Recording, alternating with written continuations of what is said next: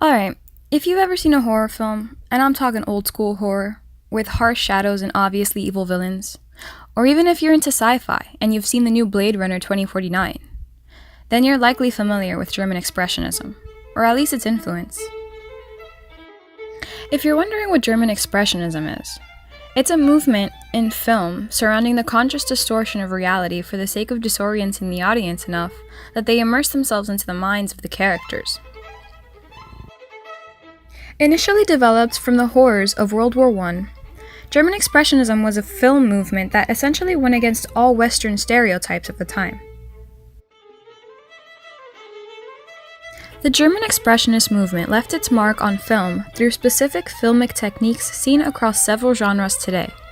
These specific techniques that both made up the German Expressionist movement and are seen all across film today are exaggerated acting, drastically surreal sets and mise-en-scène, and harsh lighting for strong shadows. When it comes to over-the-top, exaggerated acting, this was originally seen in films like Fritz Lang's Metropolis, where the facial expressions and bodily movements are especially poignant. This is also seen in W.F. Murnau's Nosferatu, where the movements are choppy, jumpy, and fear-inducing. This style of acting has also been used in various films today, Ridley Scott's Blade Runner being one.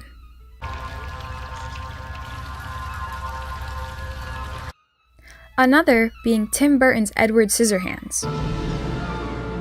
Those are your hands? Those are your... And as with many of his films, Alfred Hitchcock's Psycho.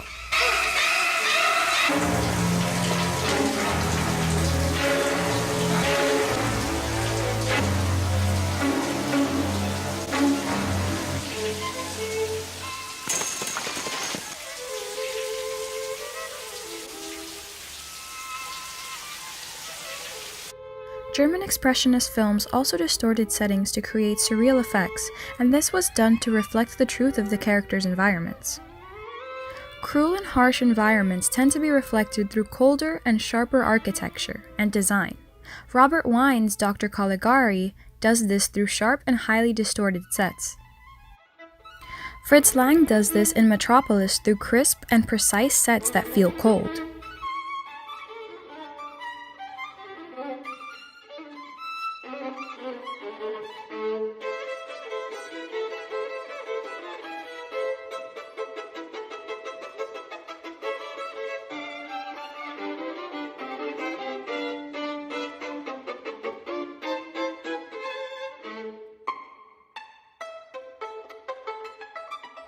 Blade Runner 2049 also takes advantage of this, creating a dreary environment throughout the film.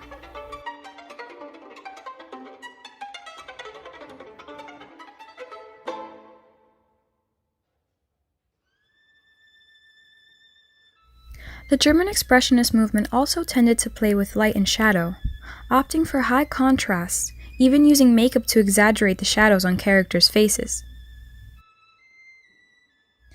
Often the shadows in this movement were their own characters, as in films like Nosferatu or The Cabinet of Dr. Caligari, where the shadows themselves are the ones sneaking around.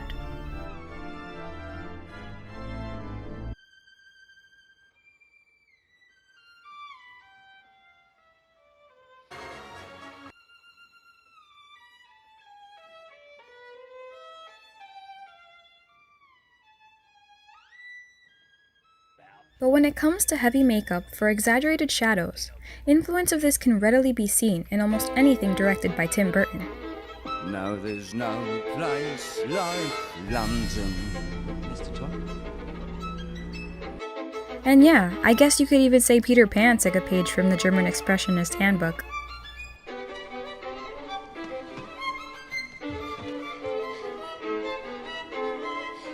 What is your name? All in all, these specific filmic conventions and techniques are the marks German Expressionist filmmakers left on all of film, from outrageous acting to elaborately distorted sets to even playing with light and shadow. The German Expressionist movement is one that can be seen in film from its early development through today.